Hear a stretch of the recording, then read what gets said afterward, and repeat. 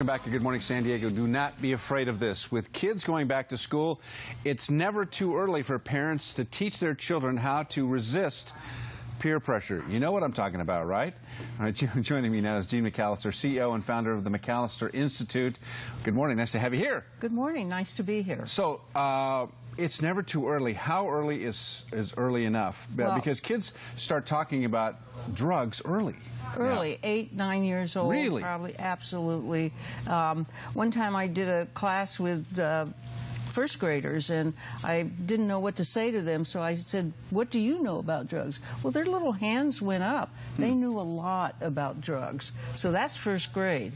So I think that it's really important that parents start that conversation and open up to it and not be, bitter or just have the information and just a regular conversation, not hysterical or, oh my God, but just let's talk about it. Let's talk about the effects and what it does and where do they get information? Where does that come from? I know a lot of these kids now have cell phones early in their life, right? Well, they get it from that and TV, of course, the media, and then from other little kids, and sometimes from parents.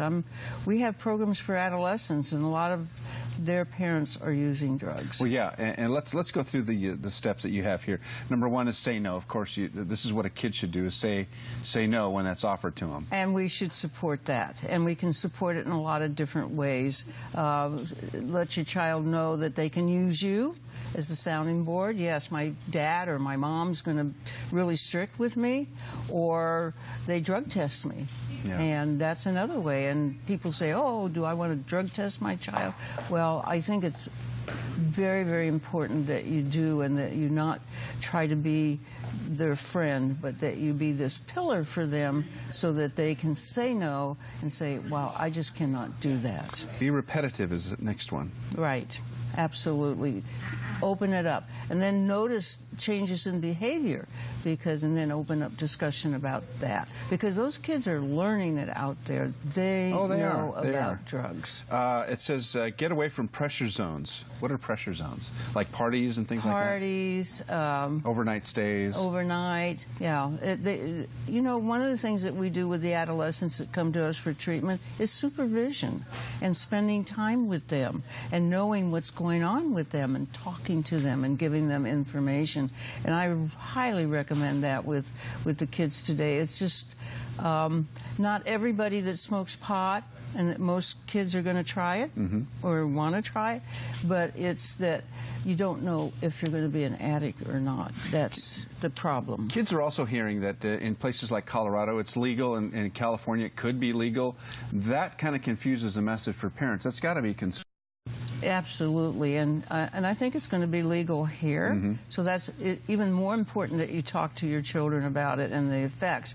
And we have centers where you can go with other families and talk about drugs and learn about drugs. So we're very happy to have you come, even though you're not there as a client.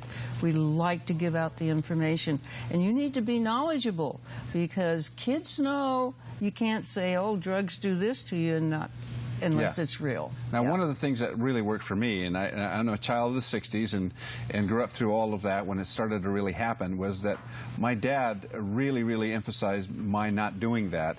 So I could always blame my dad. Well, my dad, blah, blah, blah. Does that work? Absolutely. Yes, I did that with my daughter. I said, tell them that I'm going to do something bad to you, because they need that support. They're not that strong when it comes to their friends, and then you need to also notice who their friends are, and there are some kids out there that don't use drugs, and those are the ones that you want your child to be with. And believe it or not, kids want boundaries. They really want you to set the boundary and keep to that boundary. Don't keep moving that boundary. Just set it and say, that's it. That's in stone. Do not cross that.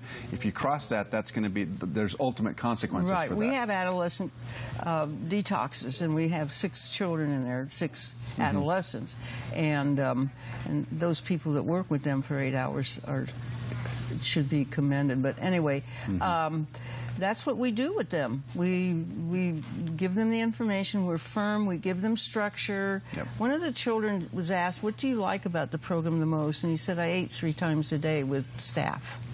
Yeah. So with social an adult. interaction. Yeah. I think a lot of times we put kids in front of the television or the computer and they'll be fine, give them but they're food. not fine. They really need direction and guidance and all kinds of structure. Jeanne McAlister, thank you so much for being here. Great tips. Oh, thank you very much. Hope some parents are out there listening as well as kids. Yeah, and it's very important because it's an epidemic now. And if you want more information, go